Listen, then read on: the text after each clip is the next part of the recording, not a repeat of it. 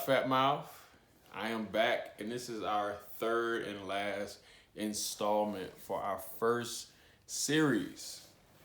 And what we're going to be talking about today, relationships and dating. This is one that I think a lot of people have been anticipating for me to talk about. And, oh yeah, we're going to get right into it. So, we're going to start with not knowing how to love yourself. And I think this is a big one because too many people get into relationships and they have yet to find a place of fulfillment for themselves where they feel complete, whether that's in their career, whether that's their role as a teacher, parent, member of a church, whatever it is that they're actually trying to aspire to be in life, be better at or be the best at it. A lot of people haven't been able to hit that level of fulfillment. And so a lot of times what that does is that bleeds into their relationship. And if you're not happy with who you are, if you're not loving who you are, or the insecurities that you might have, whether it's from your appearance or something that could be self-induced, just you keep telling yourself, oh, yeah, I'm not beautiful, or I don't look good, or why doesn't anyone love me? If you haven't hit a level within yourself where none of those outside opinions matter, and you say, look, without a shadow of a doubt, I'm happy with who I am. And when I get to those achievements, or if I obtain this summer body, or whatever it is that you're trying to aspire to look like or to do in life that gives you that self-fulfilling moment, it's not healthy to be in a relationship. Because when you have someone that's coming into your life and you guys are trying to pursue something, but yet you're not at a place where you're comfortable with yourself, you can't really expect someone to come in and how they say, fix you. Because whatever that part that's hurting you, you have to heal that prior to you actually getting into a relationship. And that also goes into relationships that don't turn out to be good, and they may turn out to be a bad experience.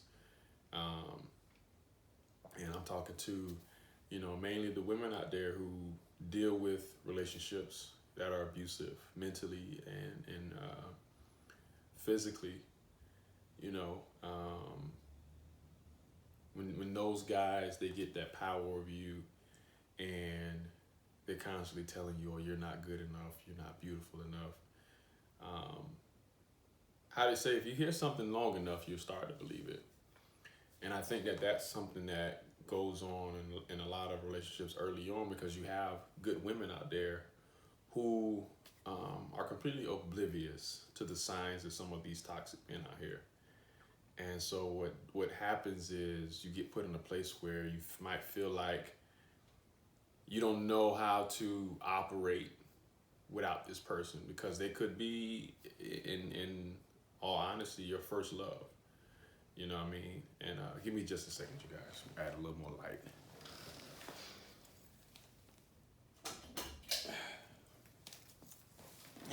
So some of you might be saying, oh yeah, that's better. Gotcha.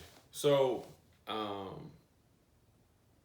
what tends to happen is you stay in a relationship longer than what you're supposed to. And some women have a habit of getting into another relationship right after they've ended that relationship, and they haven't taken time to actually heal themselves. And then from the man's standpoint, you might run into a lot of women that might be toxic. And you could have a good man and you have this woman who's, one of those attention seekers. And so they don't really care about, being in a relationship. They just living life, being lit, hot girl summer. You hear me? And so a man is giving everything he has, and then turn to find out, she's out here with a whole nother relationship. And with some guys, that tends to turn them into what they consider dogs, because a lot of times, for some men, all it takes is just, that one relationship turn bad, and then they just do like this whole 180 to a person that they couldn't even fathom to exist. And that's when, they start to develop their toxic habits. And then, of course, this turns into this very vicious cycle of this woman doing this to this man doing this to this woman. And what it all takes is just some time to ourselves to heal before we go on to the next situation. And as much as everyone desires to be up under someone and around someone, we have to bite that feeling of companionship and say, okay, I really need time to myself, and stay on that. You have to develop ways of being more disciplined. And so what that leads me into is, I'm going to direct this first one to the fellas. Why do we have fear of commitment? What puts us in that place where I can't see myself tied down to one woman? What is it that you're searching for that is preventing you from being able to say, okay, one woman is enough for me? And I'm talking about being in a committed relationship. I'm not talking about, y'all might be dating. And when I say dating, I mean, it's not exclusive. Like y'all haven't had the conversation of, okay, let's take this to another level. Let's see, where we really are, type of thing. Y'all just are dating. But then you guys stretch this out to this long period, and the woman doesn't even know what's going on. What are we? And then when that question comes up, oh man, we good, we rocking. But y'all been rocking for like 2 years. Like, what we doing? You know what I mean? And so, what is it about commitment, that a lot of guys are afraid of? Is it the homeboys? You don't want to be considered tied down. You don't want to be the butt of the jokes. I was married at one point, and all that mattered was my family and my marriage at that time. So the opinion of homeboy 1 and homeboy 2, that didn't affect me, because at the end of the day, my marriage was more important to me than your opinion and how you felt because he got to go home early.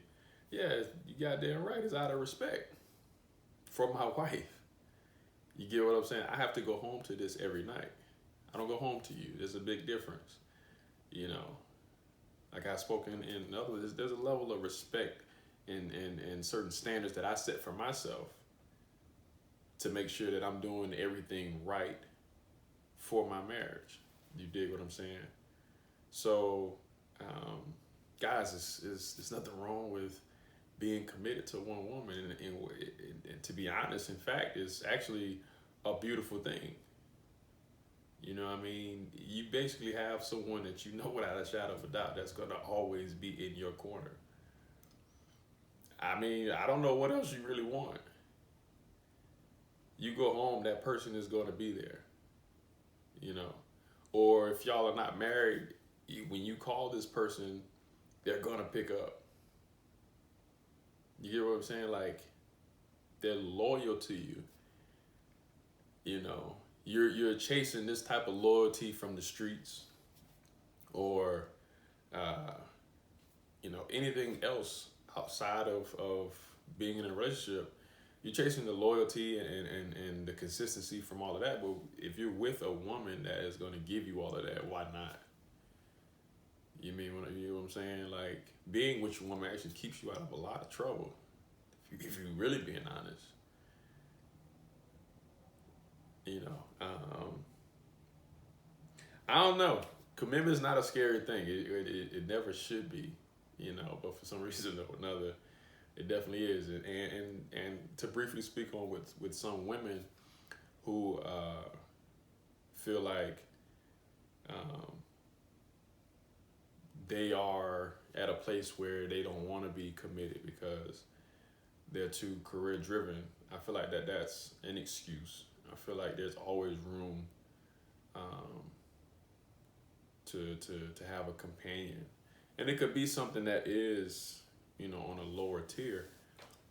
But again, having someone that you can depend on when those days at work are tough, stressing you out. Yeah, you got homegirls, but yeah, y'all kind of talk about the same thing. There's another level of intimacy through conversation, you know, with someone that you actually care about outside of your family and your friends. You know, having whoever it may be, whether it's your preference is girls and it's some woman, whether this is, you know, your preference is another woman or if it's a man or whatever may have you, having someone there that's going to be able to share that level of intimacy during conversation, it's always, you know what I mean, something that is desired, healthy. You know what I mean? Stop being afraid of commitment, y'all. It's really not that difficult. You know what I mean? You might say, "Oh, are you in a relationship?" No, I am currently single. I am actively looking, you know, for the one that is going to be able to keep my attention. Because a man like myself, yeah, I mean, standards, it can be pretty high. I like what I like, but at the same time, I'm not sex driven. So some guys out here are. Sex doesn't impress me. Your looks, they don't impress me. What goes on up here is what impresses me. Can we have an edifying conversation where I'm growing from you just by talking to you, and you're growing from me. I'm learning from you. You know, those are the things that I look for, and just that's just scratching the surface of a woman. Um, does she have goals in life? Is she trying to achieve something? If not, I mean, to be honest, if we can't have a conversation, I become so disengaged. I'm just, all right, you know, shit, it's getting kind of late. You hear me? I'm ready to get off the phone, go, you know what I'm saying, and move on. It'll be that quick. Look, I give women trial periods. You got 3 days to make an impact. It may seem shallow, but at the same time, look, I'm about to be 32 this year. I've had a lot of experiences. I've gone through my whole phase. So I'm at a point now where Darrell is looking to build with a woman. You dig what I'm saying? So I don't really have time for the games. You know, the beginning phase, I don't mind going through that, but at the same time, it has to have some type of potential to be going somewhere. So through that, I start, you know, basing everything off of conversation. Let's talk about this, and goes into the experiences that I've had. Why aren't women asking more questions to guys? Because for me, that is a huge turn on. If a woman wants to know who I am without me having to just blurt out every single detail about me, that is sexy as shit. You know what I mean? That tells me you really want to know who I am on the inside. Like, shit, okay. You got questions? Okay, shit, what we doing? You know, because I don't want to sit there all night telling who I am unprovoked and asking all the questions. Like, it's just me talking. That shit, like, I'm, you know, hey, it's getting kind of late. You hear me? I will, look, you got 3 days, maybe a week, you know. If you may have had a bad day, so I stretch that thing out to a week. And if you have it, I'm being as honest as I can be. You got a week to make an impact on me, or I'll holler. I mean, I'm not just gonna cut you off You know what I mean? Just like that. But communication is gonna be damn near, we talking about it, we talking for those first 3 days every day, you might not hear from me for a few of them. You did what I'm saying? But yeah, that's my question. Why don't women ask more questions from these guys out here? To be honest, like ladies, this saves y'all so much time and wasting time if you learn to ask questions. Men have they don't they're not used to a woman asking them questions. Try it a few times. See how shocked that man becomes. Like, damn, she asked me. They go, what made you ask this? Like when they start, oh, just because. And I'm trying something new. Listening to Fat Mouth. And he's like, ask questions, You dig what I'm saying? Who Fat Mouth? Yeah, we'll get in that later. But yeah, women, start asking more questions. I promise you, you won't have these posts about men wasting your time, da da da da. Like, get to know these men from the jump. Stop just saying, "Oh, we'll see. I'll learn you as time goes on." No, that sets your ass up for failure in the long run. Ask some damn questions. You hear me? So we're gonna